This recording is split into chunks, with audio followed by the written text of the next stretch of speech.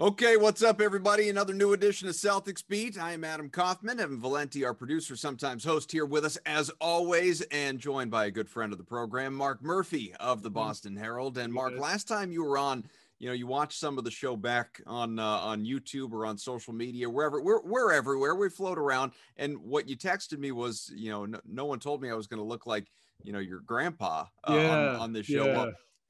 Gramps, it's good to have you back on the program. Hey, thanks. My daughter's about to get married. I guess I'm going to be eligible soon. So.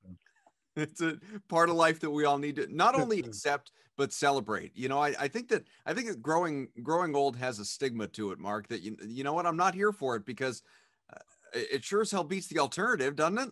Oh yeah, yeah. No, once I leave this, I'll go live like they do in Nomad Land, out of a trailer somewhere.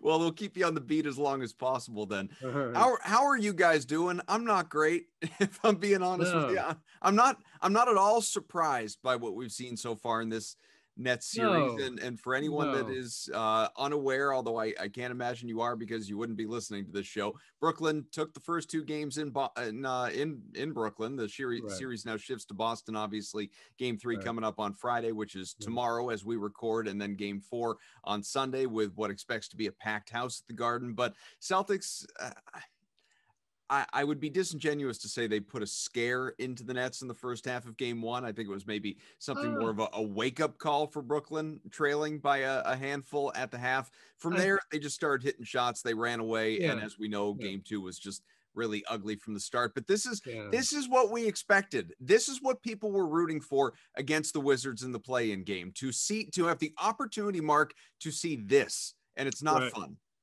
No, no, it's been horrible. Uh, you talk about the first half of game one.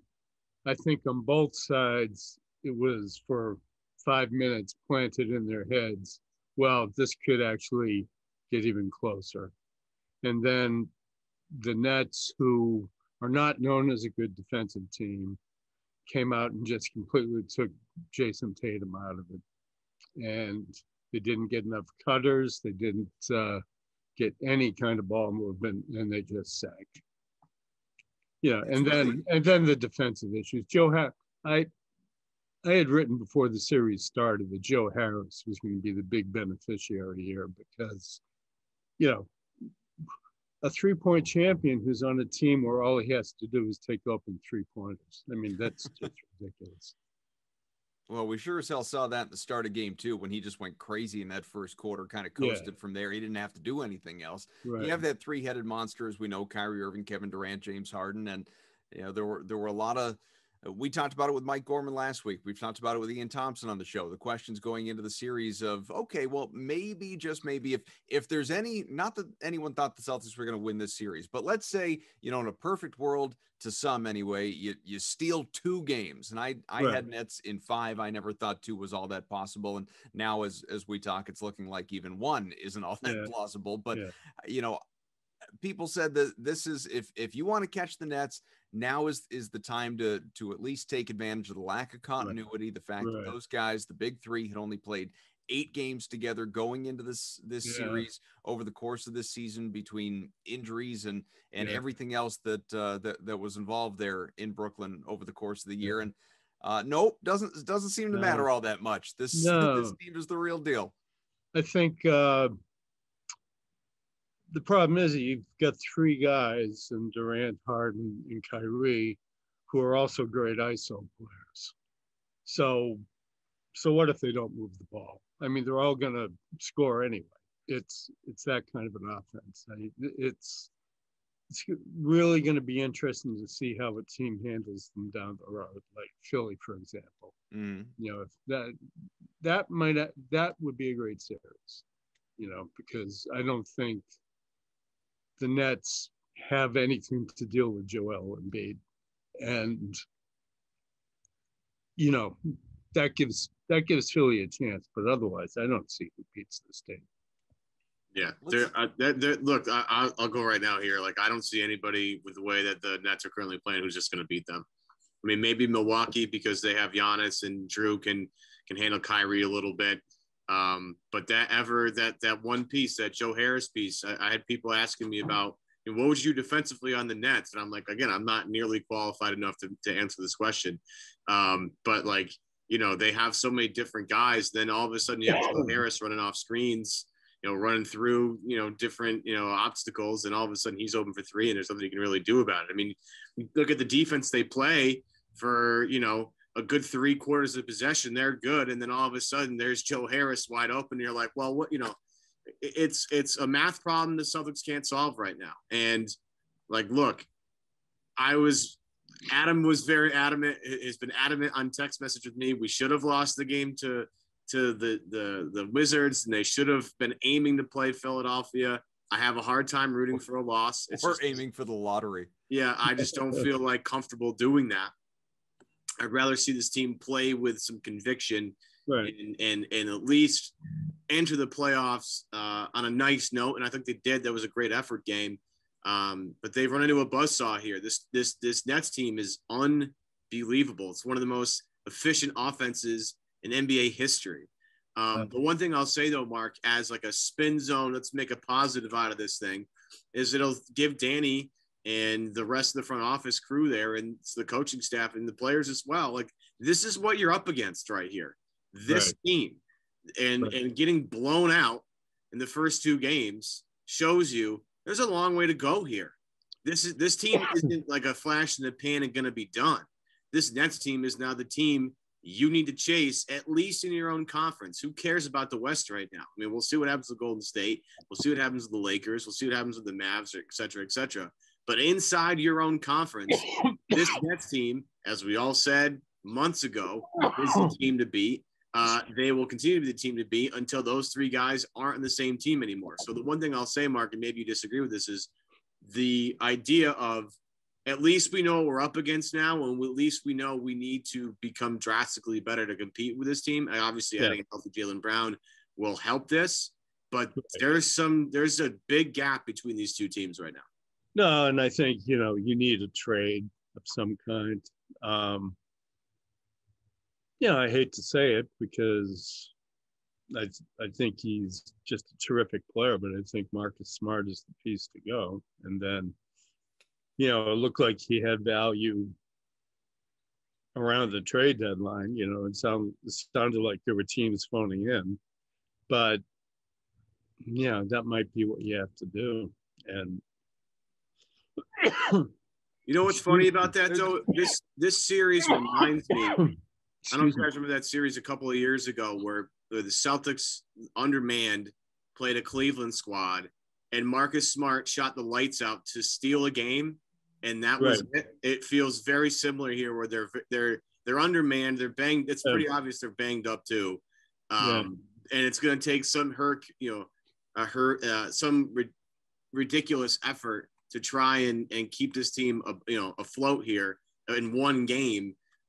It might take a Marcus Smart heat check. It might be an Evan Fournier heat check game where they steal one, but they're just way overmatched. And there's no answer here. There's no answer. It'll be interesting to see how much the crowd gets them close, because I think they desperately need their own crowd right now. And maybe that sorry for my throat, guys. Maybe I just wish we were in person. I feel I wish there, like, if I can't give you like a virtual Heimlich, I want to reach in to save you. I want to help out. I can't do it from here. Wow. So Marcus, he had his big game the last game, right? So can he do that 2 games in a row? You need somebody to offset Tatum. I mean, Fournier looks like he's close. Kemba is back to being indecisive Kemba. I just don't see it. Guys, this is the most, there are so many different things I want to talk about. This is the most alarming statement I feel like I could make about the first 2 games of this series for the Celtics. Your leading scorer right now through 2 games is Marcus Smart. Yeah. That's a problem. That's a gigantic problem because that's Yeah. not a guy you should even be turning to for offense in a grand way. Like, yes, can he have the Kelly Olynyk game or the Marcus Smart game as has happened in the past? Of course he can, and you need that. You obviously need that to have any sort of playoff success. But for him to be consistently, and we're talking about 2 games, so it's a small sample, but nevertheless, if he is your guy that is going to be your leading scorer, that's a problem. You know, Jayson Tatum, obviously, he got poked in the eye by Kevin Durant. He left early last time around. Before that injury, he stunk in game 1. He sucked in game 2. He had 9 points on 3 of 12 shooting. Kemba Walker, as you said, indecisive. He has been bad. Evan Fournier has been bad, you know, just across the board. I'm looking at it right now. Smart's averaging 18 points. Walker 16. Tatum 15.5.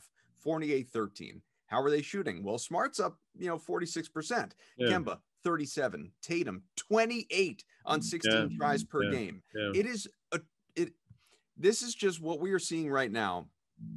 And I hope that Danny Ainge is not having this conversation internally, as has maybe been indicated, quite frankly, in some of the interviews he's done, including to Dan Shaughnessy not too long ago at the end of the regular season, or as the regular season was winding down, when he was saying, I'm not going anywhere. Brad Stevens is not going anywhere.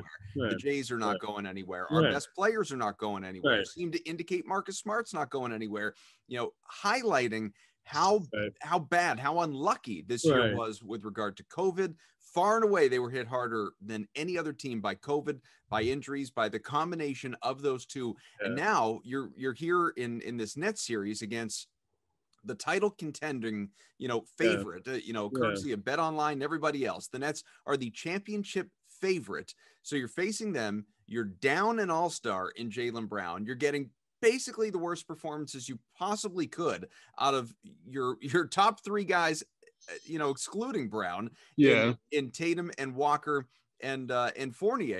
It's like it's a perfect storm of disaster to where I am fearful that Danny is going to sit there and say, well, and I'm not talking about like end of the bench guys. I'm talking about core guys. That Danny is going to say, let's run it back because it couldn't possibly be worse than it just was. Yeah. Well, I talked to somebody who would know, who said that ownership is just 100% behind Brad. They're not going to change course, and they love Danny. So you're not going to get any kind of change there. No, I think Danny knows he has to do something. And, how much do you believe the tease of Robert Williams? Can he stay healthy? If he's healthy, he's on his way to being Clint Capella. And that could be a big improvement for this team if these guys suddenly have someone there, but he has to be dependable. How much can you count on that? I'm a believer in the talent. I'm a believer in the ability. It's hard to be a believer that he can stay on the floor. That being said, he's 23 years old. He's 23. Are we gonna write a guy off at 23 and just say he's made a class? Are you going to write it off Tatum? Hard to do. No. I mean, do you write it off Tatum? Tatum, for the most part, has been durable. I mean, the only time he missed this year was COVID. No, but I mean, for 23, for some of the criticisms he gets. Right. Is this who he is? Well, there aren't too many criticisms within his game, right? I mean, there are not too many things that people look at and say, boy, he's got to be exponentially better at this. At least the vocal minority, the loudest things you've heard about Jayson Tatum to the negative this year have been questions about leadership. Right. And at 23 years old, you're not supposed to be the leader of your team. No, you're not. And that's, maybe that sounds like I'm excusing it, but really that comes back to roster construction. Well, that's more of a Danny Ainge problem than it is a Jayson Tatum problem. Not to play devil's advocate here, but some of the younger guys in the league that are doing really well are leaders of their teams, and it's like kind of obvious. I mean, the Luka show that we're getting, and Luka, I mean, we should need to put in a second category because Luka is just, he's ridiculous. Yeah. But he, at 22 years old, is the unquestioned leader of that team. John Morant with the Grizzlies is the unquestioned leader of that basketball team. And they're doing it. And look, they're facing an uphill climb. They won the first game. No Donovan Mitchell probably helps that. But that's a team that has a young leader, and that's not a question. You have maybe Zion with the Pelicans. I think Zion probably takes that, but the narrative around basketball Tatum leads by example. What? Do we question whether Tatum leads by example? Like he's never going to be a vocal scream at his teammate in the face, LeBron, all those, videos and memes and everything. Like he's not going to be that guy. He's just not built that way. He's not wired that way. I don't know. And maybe they are, maybe they're not. I just don't know enough about them on, I'm not watching them every day. I don't think Luka's that guy. I don't know if Morant is that guy. That's not me saying they aren't leaders of their team. It's just, are we expecting Tatum to be more than or just totally transform his personality just because he's the best player on the team? No, the way he's going to go, I wrote a story earlier this week. I talked to Drew Hanlon, Tatum's trainer, and some people who knew Durant. And there's a very strong parallel between those two when Durant was his age. Durant used to get it for not closing out games, for being too passive, not demanding the ball enough. And basically at the same age Tatum is now. I mean, Tatum's advanced beyond that. But you have to think that he is going to get a lot better. I think he is. I don't think this is, what you see isn't what you get. I think that they just have to build around him, like you say. But they've got all the wings in the world. So what's the problem? Just because they have wings, I mean, they're effective ones. I mean, they have different types of them. But, with Tatum, and the thing about Tatum is like, okay, he gets compared to Kevin Durant, and he gets compared, like the article this week about him getting compared to Carmelo Anthony, like that's supposed to be a bad thing. Like, I just don't. Yeah, right. Like, he is insanely talented. He is, I think, ahead of schedule in terms of development. He's doing a lot of, again, he's starting to really, try and become that playmaker instead of just being a scorer. And balancing that is, again, that's the final step for him, is balancing how to get his teammates involved versus when he needs to take over. Right. But what's happening, what you're seeing now is, Tatum is having a rough series because they're literally gearing up to stop him. That's because they don't have, I mean, if Fournier's not going to do it and Kemba's going to be indecisive, as Mark said, like what else do they don't have any other guns to go against this Brooklyn team that's fully loaded. So they're like, yeah, okay. Aaron Nesmith, go for it. Have a blast. Marcus Smart, shoot as much as your heart desires. Pick anybody. And it's just, again, built this roster construction, as we've talked about throughout the season, is not great. I mean, add Jaylen Brown, this is probably a little bit different. But they need help, and Tatum needs help in a couple different ways. And they just don't have the horses right now to keep up. But the one thing about this season, I am not like, okay, because Tatum's the best player, he deserves some criticism, but how much does he deserve, really? Not a whole ton, in my opinion, considering what he's played through, who he's played with. He's been, the leader in games played on the team, right? Yeah. He's played more games than anybody else. The lineup is constantly shifting around him. So the people that want to come out and say, oh, Tatum's not doing enough, I think you're crazy, considering what he's been able to do with the talent around him. Yeah. And it's just a matter of him, again, learning a little bit. Again, this series should be a very humbling series for him. Learning, watch how physical Durant gets with him. I mean, the first two games, that's the stuff. Like, you need to be able to come back with something, And Durant, look, Durant's one of the greatest scorers in the history of basketball. Right. But that's a guy that you need to model yourself after. Be a little more aggressive. Push some people around. Get called for a foul, an offensive foul. I don't care. At least it shows that you're being aggressive, right, Mark? Or you make Durant really work for it. Maybe you get him into a little bit of foul trouble. And, that's one thing that's supposed to be a bigger part of Tatum's game, like you say. I mean, how many games ago was the 17-for-17 game from the line? Mm-hmm. I mean, that's what he could be. But the other thing is, and this is a roster construction thing, I'm convinced they need a point guard. They need a real Mike Conley type point guard. I think Kemba would be great. You're going to have him next year, bring him off the bench as a sixth man who can just go looking for buckets. That's his whole mission, just score. And get somebody in that playmaking role, because they talk about how they want ball handlers. Yeah, but you don't necessarily have great playmakers though. You have guys who can handle the ball, but yeah.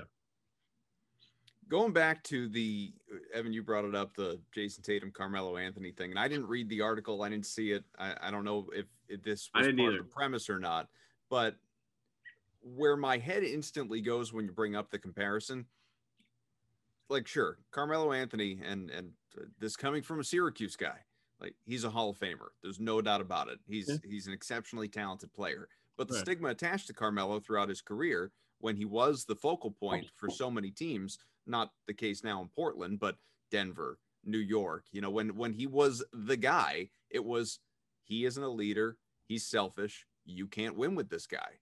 So to that end, like, no, Jayson Tatum doesn't want to be Carmelo Anthony. If you want to say at the end of the day, they both have Hall of Fame careers, and they're both guys that average between 25 and 30 points, more often than not. Yeah. Sure. But, I think the point probably is that you're looking for more from Jayson Tatum than what Carmelo Anthony gave his teams in terms of some of those intangible things that, and I'm not going to say Tatum can't bring you that. Again, 23 years old, but it's still remains to be seen in a lot of ways, Mark. Yeah. But Jayson Tatum looked up to Carmelo Anthony. He actually spent a lot of time studying his game. So, and who's his god? Kobe. He worked out with Kobe. Some of the worst tendencies he's had this year have been in line with those two guys. Right. What they do. So maybe that's part of his game. You have to, and he still has to develop the playmaking part. I still think he slipped a little bit of his defense, but last year he was aspiring to be an all-NBA defensive player too. But he's 23. I mean, where do you guys think he'll be when he's 27? I think offensively he's going to be a pretty similar player. I guess the question would be, like you're talking about, from a playmaking standpoint, getting others involved, being more aggressive, getting routinely to the free throw line 10 times a game, all of that. We don't know. You hope, but I guess I wonder, for a lot of those all-time greats, how much of that is what they have around them versus, the player themselves. Now, I think Tatum does have enough around him, even if you just want to look solely at Jaylen Brown and stop there.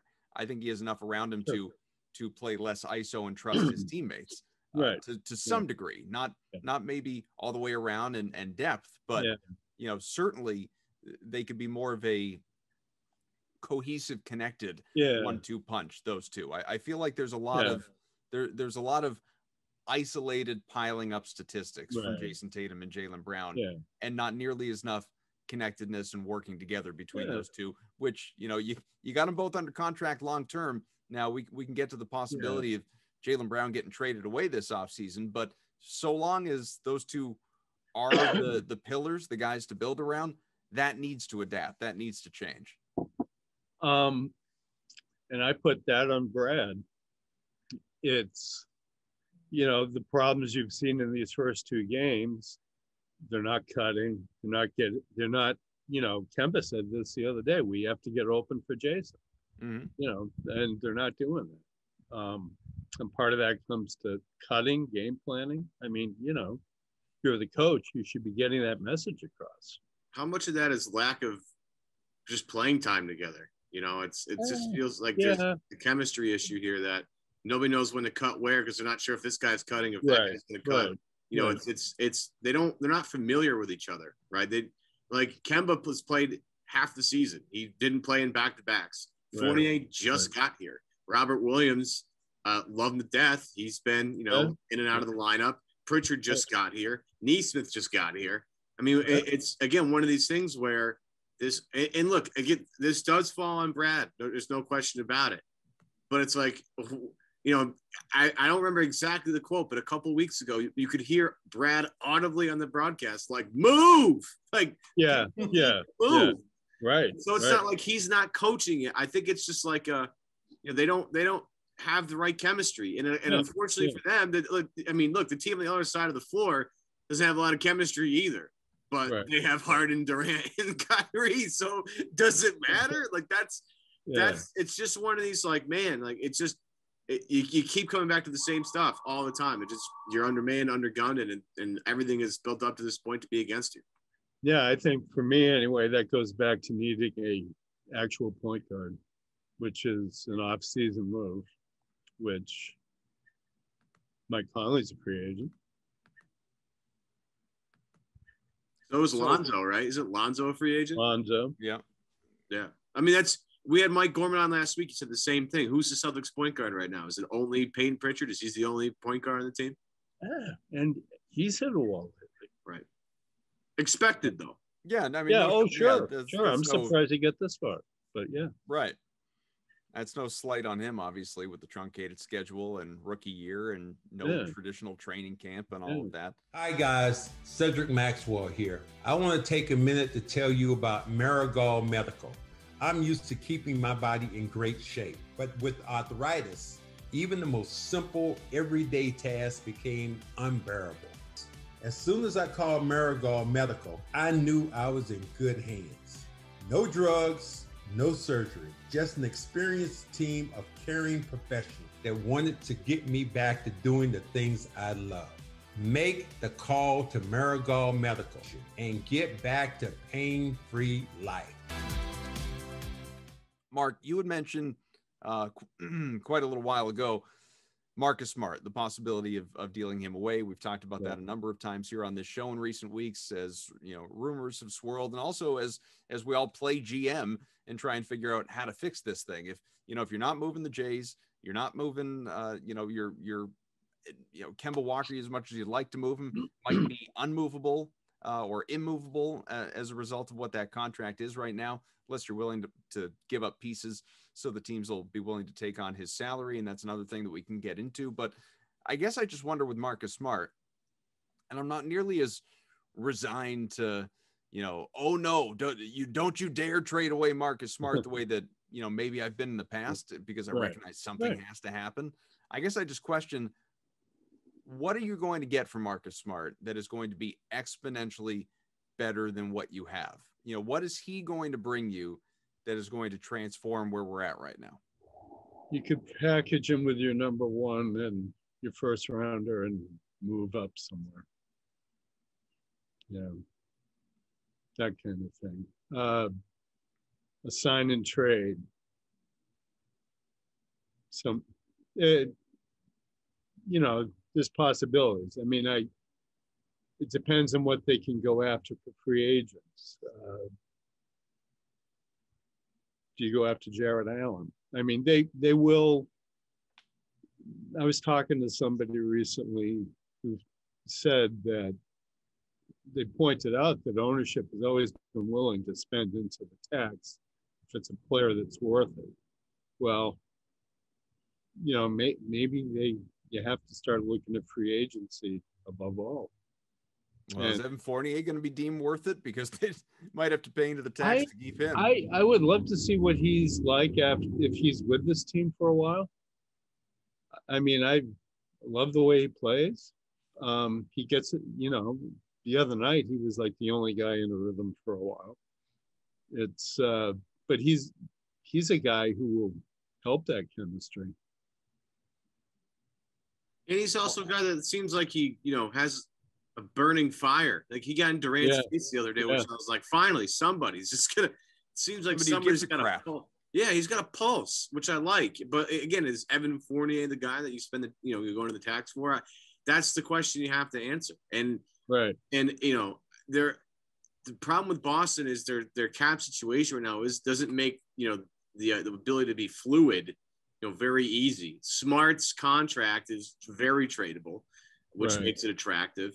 The problem is he's usually a piece that contending teams want to add, not teams that are rebuilding. So if you're looking to move up, I'm not quite sure if the teams in that, with maybe save Golden State, who will have a nice draft pick, probably because Minnesota won too many games, and Minnesota has to send their pick to Golden State. There's a scenario where you're saying, okay, we can get and Golden State with Marcus Smart would just be fun with him and Draymond on the same team. But you could, there's an opportunity there to trade Marcus to a contender and get some real value back. Right.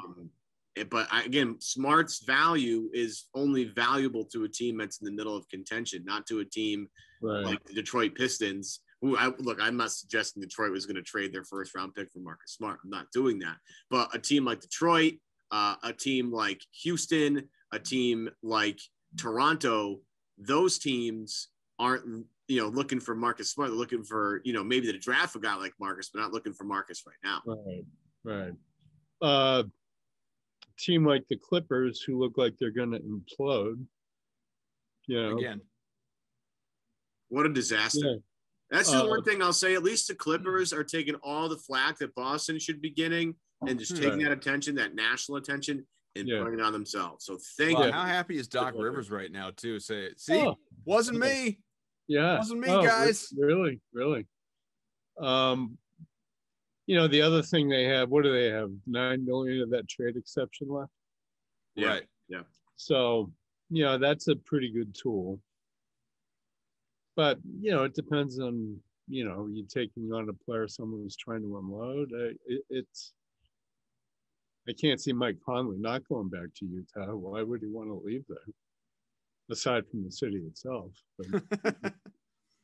Cedric Maxwell, who is part of the CLNS Media Network as well, I'm pretty sure that's what he's most famous for, had an interesting comment on television yesterday saying that he actually would trade Jaylen Brown if you could, not just for anybody, obviously, but if you could get, let's say, Karl Anthony Towns from Minnesota, or as we know, Bradley Beal has been brought up in the past. We know the relationship between Beal and Tatum. Some of those types of guys who could potentially be available that are all-stars, that are, Towns is still young, incredibly talented on the part of both. Beal, he's been a little banged up. Is that a move that you would make? Yes, I would. If it got me Bradley Beal, absolutely. I mean, that guy's amazing. He's a scoring leader, and he would be a great balance for Tatum. Karl Anthony Towns, although there was one thing, the comeback game against Minnesota, one thing I noticed in that game, once he started shooting, he's kind of a selfish player. I'm not into Karl Anthony Towns. I'm not. We have enough evidence. He's kind of a softer player. I know he's been through a lot. Don't get me wrong. He's been through as many tragedies as any of us been. Just in the past Karl year. Anthony Towns on line one. Yeah, right. Basically calling me to tell me I'm an idiot. Yeah. But you have a guy who, it seems to lack intensity at sometimes. This team has enough of those guys already. And name me a big playoff game Karl Anthony Towns has won. No. I know he hasn't been in the playoffs. His team's been terrible. But it's like, stuff changes as Boston's finding out. Like, defense is changing in the playoffs. Things get different. Things get tougher. So if you have a guy that backs away from – Cat is a wonderfully talented player. I'm not saying he's not. But at least with Brad Beal, I kind of know a guy that's going to give me everything he's got every single night. You never question whether Brad Beal leaves on the floor or not. You never walk away from a game being like, man, was Brad Beal into it tonight? Right. Has anybody ever said that? I don't think so. Right. But so in that particular capacity, I would be on board for that. Not on board for Karl Anthony Towns. Not with what Jaylen, I think, means both on and off the court to this team. Yeah. And, if you need an opinion on Karl Anthony Towns, ask Jimmy Butler, Ask KG. Yeah. It's, just maybe just a handful of instances. But, I think Jaylen has to be considered for that. So Bradley Beal would be one option, obviously, theoretically, just in the context of this show. Bradley Beal would be an option. Karl Anthony Towns, is he less of a preference simply because it might stifle the development of Robert Williams? And if you believe that he could be Clint Capella for you or something like that, if you believe he can stay on the floor, be this team center of the future, are you less inclined to want to make a move for Cat? Yeah. Although one free agency option I was wondering about would be Jared Allen. Would you go after a guy like that and play him with Williams? Back to the double big lineup. Let's do it. Yeah. But an effective double big. Yeah. I love last time we saw one of those in Boston. Yeah. Yeah. Is that the kind of move that they need if they've already got these guys like Fournier and Smart, who are great complementary wing players? And then you have that defensive middle, because defense is as much part of their problem as anything else. It's going to be a really interesting offseason, obviously, for Danny. Yeah, I don't know. It's what he does. I mean, again, you're getting a good front row seat of what you got to compete against. Jared Allen would definitely help as a rim deterrent, no question about that. And, it's funny that Houston was like, let's just get rid of Jared Allen for no reason at all whatsoever. In that James Harden haul, I didn't get it. I mean, look, they're going to get what they want. They're tanking and they're going to get a top pick. They might get Evan Mobley, who might be better than Jared Allen. But like Jared Allen is a very, very serviceable NBA player. And the fact that Brooklyn got rid of him, you get James Harden. I'm sure they didn't really want to do that.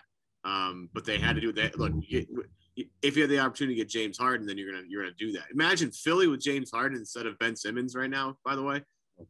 Yeah. I don't think Philly gets enough crap for not trading for like James Harden or not trading for Kyle Lowry, which would clearly put them at a different level. That's like Kyle Lowry would help so many teams currently that nobody traded for him, and I can't believe that nobody traded for Kyle Lowry.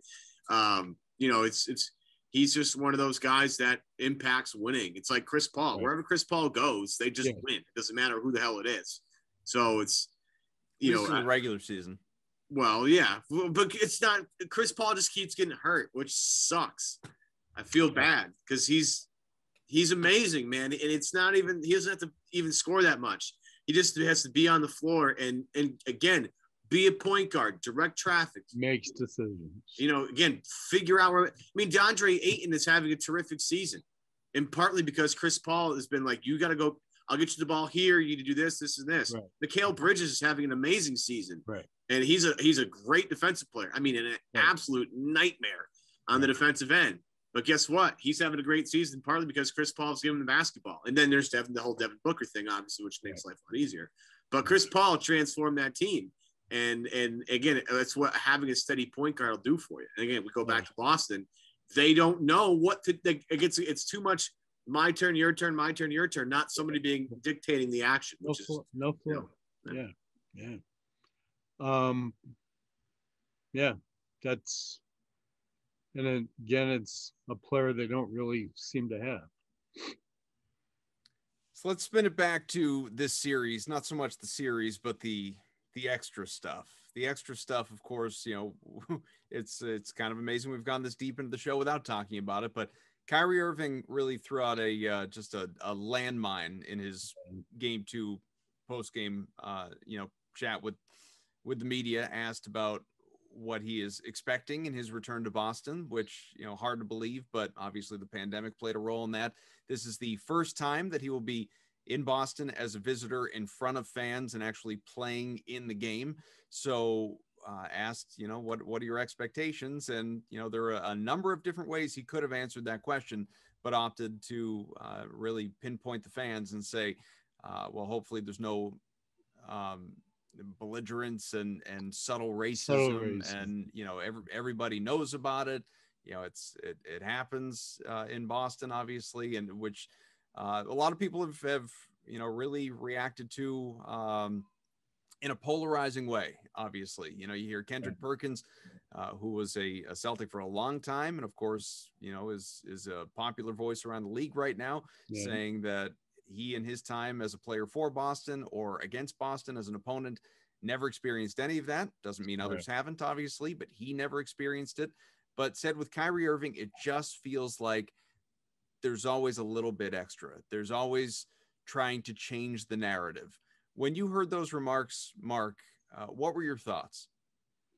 I thought it was, well, first of all, people have to accept the history of this city, and there is a history in this city of racism. It's the same as every other place in the country, as far as I'm concerned, but there's enough on videotape to know what Boston can be about at its worst times. But first thought I was the one who asked him the question back in 2019 about racism after the Boogie Cousins incident. Mm-hmm. And at that point, Kyrie kind of said, I can't say that it's happened to me. It's just sad that it would happen. And now all of a sudden he knows. I mean, or has he experienced it? Because back then he was saying no. He didn't really say he had experienced it the other night either, but he had Durant on the side sort of egging him on, saying, the whole world knows. And Kyrie said, yeah, the whole world knows. Durant, who, by the way, was very interested in coming to Boston just a few years ago. Yeah. It's, I wouldn't put it past Kyrie to take this approach, knowing he's already going to get destroyed by the crowd. He has a history of not liking to play in front of crowds that used to be his home crowd. So, he could be trying to flip the script a little bit that way. Well, what's sad too, and I tweeted about this, there are just so many justifiable reasons for the crowd to eviscerate him. Yes. Come Friday, and most especially Monday, when it's a near full capacity attendance. Yeah. It's like he doesn't realize, and we've always known since before he was a Celtic. This is not new. Right. We've always known he's wired differently. He operates on a different, I was going to say on a different level, but that would feel like I'm complimenting him, and I'm not. he thinks in a different way than most of us do, and I don't think for the better, quite frankly. But that's my opinion, having listened to him all these years. That it's like he doesn't understand that you pledged your allegiance to Boston, to the crowd, to season ticket holders, made a commercial, talked about having your number retired, and forever in green and all of that. And then that quickly, equally as fast, turned your back and plotted with a friend to sign elsewhere. And you can do that. You can do all that. Sure. But you have to be willing to accept what comes with it, which is that you're going to get booed mercilessly. And that's not racism. I mean, there obviously, if the wrong things are said, that is inexcusable. That is reprehensible. But short of that, if you were just booed and your character is attacked, that's justifiable. That makes sense. Yeah. Well, there's a little calculation at play there by him. Oh, there's a lot of it, because now the return is less about his return and more about how the crowd is going to react to his return. Exactly. And now, after the Westbrook thing last night, the league has made a code of conduct statement about crowds. So, there's going to be a lot of attention tomorrow night from that, just because of what's already happened. Mm-hmm. It's, it's building into quite a hit. It's a national TV game. It'd be interesting to see what the national narrative is on this game.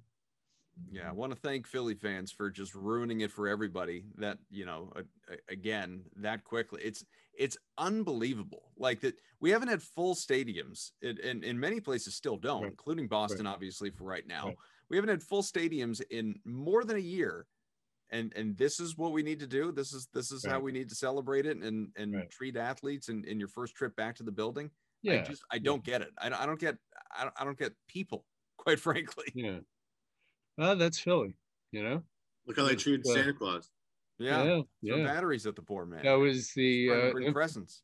That was the infamous Kyrie blah blah blah game. Yeah. That's sort of Philly. That can be Boston. you know. Oh, no question. It could be Boston. This depends on who you are. Right. No, again, it's not about the city. It's about people. Yeah. And a lot of people out there suck. Yeah. Correct. And people have been cooped up and they're going to come out. I mean, it's happening on airplanes. It's happening everywhere. People are going to come out thinking they're very entitled and they're raring to go. Well, there's going to be a couple of people in the crowd who will probably unleash. Well, look, I mean, it should go without saying, but if anybody out there who goes to the Garden, be it Friday or Sunday, and reacts a certain way that they shouldn't to Kyrie Irving, you know, you are going to get what's coming to you. You will get banned from the Garden. You will have your tickets revoked or season tickets revoked, or you know, you won't be able to come to any events. Like it's you need to determine one. I mean, if you are like the obvious, is it worth it? And two, more importantly, like, is that really what kind of person you are? Is that how you're wired? Is that how you're built? Is that how, like, would it even, it's just, and maybe this is on Kyrie, maybe this is me being naive, or more than likely it's that gray area in the middle. But I've been so looking forward to Kyrie coming back to Boston so that he can be booed. Right. And get everything that he has coming to him in that regard, just getting booed. Right. It never for 1 second even occurred to me what he brought up the other night in terms of him coming back. No. And, you know, with the exception of his first game back in Cleveland, which was his Celtics debut, so he couldn't very well skip that one. Right. This will be the first time that he has played in front of a crowd that he used to play for. You know, he's avoided them. He avoided them in Cleveland. He's avoided it here. So it'd be interesting to see how he plays. I mean, because this is very much up in his head, obviously. Mm-hmm. No, I'm sure he'll be great. and they'll go up 3-0 and get ready to close the deal. Oh, yeah, and then Durant will, you know, we beat Boston, we got him back, you know, that whole thing. Yeah. It's, but it's, you know, Kyrie is a different kind of dude. Evan, any parting thoughts? Basically, look, any criticism of Boston and their racist past is valid, although bringing it up at that point was a little something. But every fan in the building has a justifiable reason to boo Kyrie. So, I mean, you got to keep it civil, please. I feel weird I have to ask that. If you're going to the game, keep it civil, please. There's no need to go to certain levels. But Kyrie also bailed in this team and quitted this team very clearly. Yeah. And he deserves to wear that. And his run from that and running from that he's constantly done has been kind of weird. But it won't matter because the Nets are going to win anyway, and they won't have to worry about this team anymore. And Boston will have to figure out what to do next season about handling Brooklyn. But all this stuff, I look, he said what he said, and again, valid stuff. But like, you know, you want to talk about racism in Boston, go talk to Bill Russell about it, and he'll be able to educate you on what is, you know, the deep rooted history of it. And he's been more vocal about it than anybody really. And what he's been able to do to shine a light on it and kind of grow. Like the thing with Kyrie is like his comments don't help anything, right? It doesn't bring the conversation. I mean, it happens. We need to turn the conversation, right? Has to be ways to flip the narrative, so to speak. And Kyrie doing that doesn't help that. And there are people around that are trying to turn the narrative. I mean, you know, I don't know if you guys follow Dart Adams on Twitter, but he's been doing a lot of stuff like the history of certain boroughs of Boston and how certain genres of music have deep-seated roots in Boston and how, you know, blacks have been at the heart of those particular, you know, roots and culturally how Boston has a very rich black hair. Like there are certain, like he's doing a phenomenal job of trying to educate people the proper way. And what Kyrie just did, you know, kind of hurts that a little bit in my opinion, but maybe I'm also maybe not the person that should be talking about this. So, you know, I just feel like, and look, we're almost out of time. So I want to say one very important thing. None of the three of us are truly qualified to talk about racism in Boston. So I want to make that abundantly clear to anyone out there. It's like, well, listen to these three white guys talking about racism in Boston. So there is that. But I also think some of these successes of Boston, and I'm talking about athletics, Bill Russell, first Black coach in the NBA, obviously hired by Red Auerbach. Willie O'Ree, first African-American hockey player in the NHL. Right. We spend less time, not the royal we, not us. We spend less time talking about things like that than we do the, all of the negatives, which should all be highlighted and not overlooked. Like, the Red Sox being the last team to integrate a Black player, right. and, the Yankees in general, and other examples. Like I feel like there are probably countless examples on both sides, but for whatever reason, kind of going back to what you first brought up, Mark, at the very beginning, that, Boston gets highlighted more negatively than it seems any other city.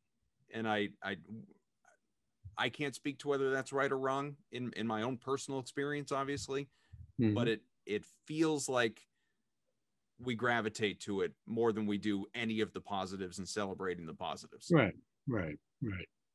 And I think some people are comfortable with this idea of Boston being the boogeyman, but just thinking back, I was in school during Boston. I was going to school up here. I knew some people in Southie. I mean, there are, part of it is we earned it. I mean, there have been some bad moments in this city. And, Theodore Landsmark, I'll never forget when that happened. Black man gets assaulted with an American flag. It was a Herald photographer who took the picture. He won the Pulitzer Prize for it. But, it's there. And I think it lives on, and it's very strong in the Black community. Well, it's interesting and an ongoing discussion, an important discussion, and one obviously a lot of people weren't expecting to be having this week, but we'll see what comes of the crowd response come Friday and Sunday at the Garden. Hopefully, we have nothing to talk about on that end. That there's not going to be any reason to have a boy, wasn't the crowd great conversation. It's the only reason to have a conversation about it after the fact is if something goes poorly. So hopefully it doesn't. Hopefully there's no, vindicating Kyrie Irving, for lack of a better term. Feel free. He should, like you said, the crowd should boo him. Think they have every right in the world to boo him, but let's not turn into Philly. How's that? Yeah, that's a good way to put it. Yeah, but well, 2, maybe 3 games left in the Celtics season. Then we get into what is, at least in years past, kind of the more interesting shows, quite frankly, and that's the offseason programs and how to rebuild this club and what changes need to be made to take them to that next level, because they have now been lapped by the Nets, who at one point were the laughing stock of the NBA for making that trade with Boston. And here we are. So for Evan Valenti, Mark Murphy, I'm Adam Kaufman. Mark, thanks as always for hopping on with us, and we'll do it again. All right. Folks, we'll talk to you again next week.